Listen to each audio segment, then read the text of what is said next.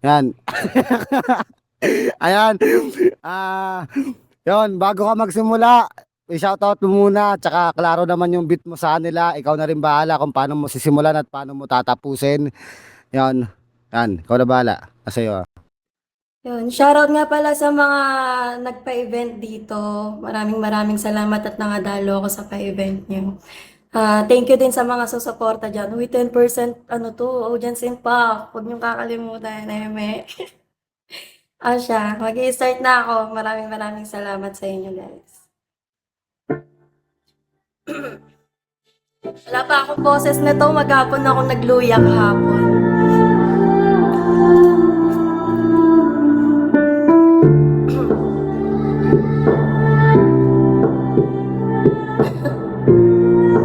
Para to sa ano, reality. Nangyayari talaga sa buhay to. Let's go.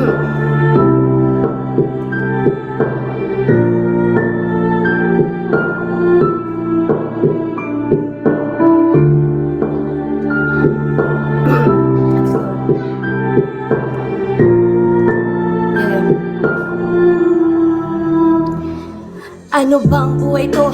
Nakakalanghiya, ginagawa ko naman lahat at nakikisama pa. Madami pa rin talagang batong ipapatama, na masakit na salita di kaya ng sikmura. Nakakarinig sa panrinig, gusto na rin magtakip. Wala akong ibang marinig kundi mura at panalait. Mula nung bata pa ako ay nasasabik sa mahigpit na yakap mo at tamis ng iyong halik. Pero dahil madami na akong pagkakamali, parte ng buhay, hindi tayo pwedeng hindi magkamali. Magulang ka, anak ako, kaya kahit itama, pilit pa rin mali kasi palagi kang ang tama. Lakas ng tama, paano ko ito maitatama kung lahat ng tama ko mali pa rin sa iyong mata? Wala na akong magagawa at magagawa ko nga bigla akong nawala, walang luhang papatak sa iyong mata.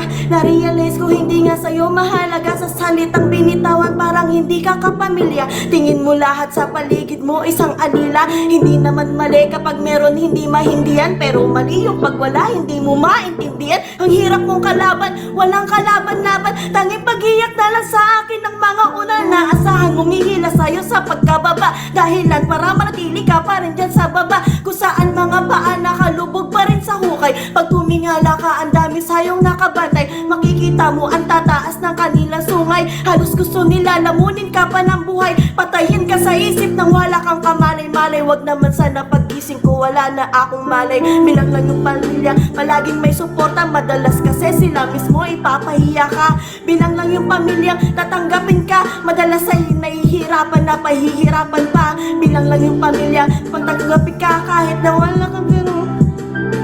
Ngayon lang yung pamilya kahit na wala kang pera, ay ituturing pa rin sa'yo isang pamilya. Ang tunay na suporta sa ibang tao makikita, tiwala sa sarili ang mahalaga. Kaya kung isa ka sa may magkakara na pamilya, saludo sa'yo, napakaswerte mo na bata. Kayang-kayang palitan ang isang tao, depende nga lang sa lapat kapal ng bulsa mo. Wala akong ibang kakampi kundi sarili ko, kaya oras na para tumayo sa sariling pa ako. Ko. Hala, natense ako, sorry. okay. Pukinig ina, ang galing nung madumi. Pili ka na. Ano, Tense ako, sorry pili, guys. pili ka ng judge. Ano, Adja, yung gusto mo mag-comment sa'yo. Si Ate Madge na lang po. Dang, ikaw nang, dahil masama ugali mo. Pinili ka niya. Ang ina mo, ang pangit naman sa bungad mo kagad dahil masama ugali ko. Putang ina. Okay. Um, siguro, yun nga, natitense ka, kaya medyo, alam ko naman kasi yun eh. Alam ko talaga na natitense ka. Kaya medyo nawawala-wala ka, ganun. Gusto ko sana gusto ko yung topic ng kanta. Pero kasi yung delivery, kung paano siya, ano to, kinanta, medyo magaan yung hindi ko masyadong ramdam. Pero all goods pa din sa sulat. So, ayan. Congrats. Ano pa din. Okay! Adja, mag-shoutout ka ulit. Yan, para mga sumuporta sa'yo. Shoutout po sa inyo guys. Sorry na tense ako. Salamat sa mga sumusuporta dyan. Mahal na mahal ko kayo. Okay, thank you for your performance. Your